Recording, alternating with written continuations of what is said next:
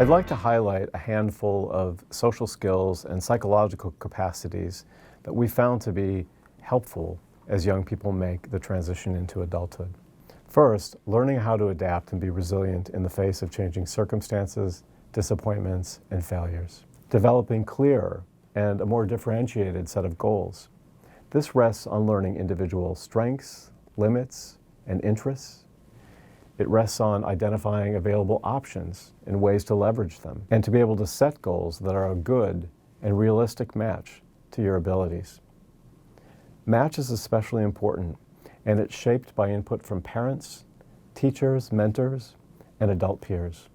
Sense of purpose, having a spark, something that fuels passion and meaning and gives a shape to your plans. And this too rests on having at least some opportunities for self-exploration. The capacity for intimacy and close social relationships.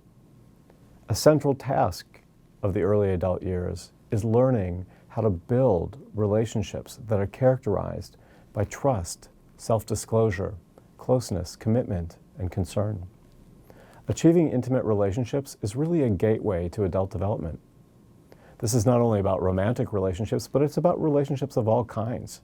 Learning how to form and especially how to maintain all kinds of relationships. Learning about intergroup relationships. This is an especially important feature in our diverse world.